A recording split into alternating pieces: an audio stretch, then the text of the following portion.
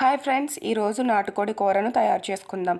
ఈ కూర చాలా రుచిగా ఉంటుందండి. ఈ కూరను చూస్తుంటేనే నోరు ఊరిపోతుంది కదా. మరి ప్రాసెస్ ఏంటో చూసేద్దామా. ముందుగా కేజీ చికెన్ తీసుకొని బాగా వాష్ చేసుకోవాలి. ఇందులోనే 1 టేబుల్ స్పూన్ కారం, 1 టీ స్పూన్ పసుపు,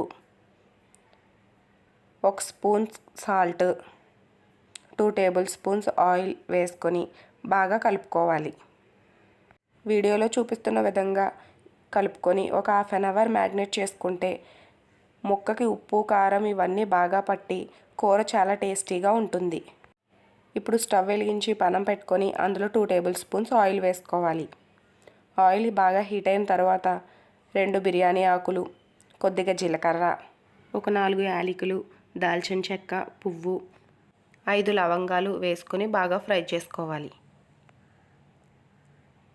ఇవి బాగా ఫ్రై అయిన తర్వాత ఇందులో కట్ చేసిన 4 పచ్చిమిర్చిని, కొద్దిగా కరివేపాకుని, ఉల్లిపాయ మసాలాను వేసుకొని బాగా ఫ్రై చేసుకోవాలి. ఉల్లిపాయ మసాలా అంతా బాగా వేగిన తర్వాత ఇందులోనే అల్లం వెల్లుల్లి పేస్టును వేసుకోవాలి. అల్లం వెల్లుల్లి పేస్ట్ పచ్చివాసన పోయేంత వరకు బాగా ఫ్రై చేసుకోవాలి. ఇలా ఫ్రై చేసుకున్న తర్వాత ఇందులో 1 కప్పు టమాటాలను కూడా వేసుకోవాలి. ఈ టమాటాలన్నీ బాగా మగ్గిపోయిన తర్వాత ముందుగా మనం మ్యాగ్నేట్ చేసి పెట్టుకున్న చికెన్ని ఇందులో వేసేసుకోవాలి. చికెన్ అంతా వేసేసుకొని బాగా కలుపుకొని మూత పెట్టేసుకోవాలి. 10 మినిట్స్ తర్వాత మూత తీసి చూస్తే చికెన్లోని వాటర్ అంతా ఎగిరిపోయి చికెన్ ఈ విధంగా ఉంటుంది. ఇప్పుడు ఒకసారి కలుపుకొని ఇందులో ఉప్పు కారం ఏమైనా పడితే వేసుకోవాలి. నాకైతే ఉప్పు సరిపోలేదు, అందుకని కొద్దిగా సాల్ట్ వేసుకుంటున్నాను.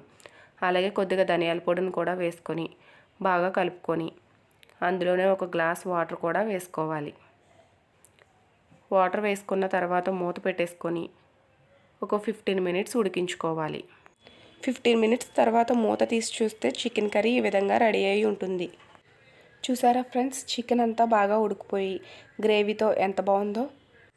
చూస్తుంటేనే ఎప్పుడెప్పుడు తినేయాలి అని అనిపిస్తుంది కదా. ఇప్పుడు కట్ చేసిన కొత్తిమీరను వేసుకొని స్టవ్ ఆఫ్ చేసుకొని సర్వింగ్ బౌల్లోకి సర్వ్ చేసుకోవడమే. ఈ చికెన్ కర్రీ వేడివేడి అన్నంలోకి కానీ అలాగే రోటీ, చపాతీ ఎందులోకైనా సరే చాలా బాగుంటుంది. Super combination. మీరు కూడా తప్పకుండా ట్రై చేయండి ఫ్రెండ్స్.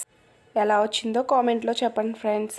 అలాగే తప్పకుండా లైక్ చేయండి, షేర్ చేయండి, సబ్స్క్రైబ్ చేసుకోండి ఫ్రెండ్స్. బాయ్.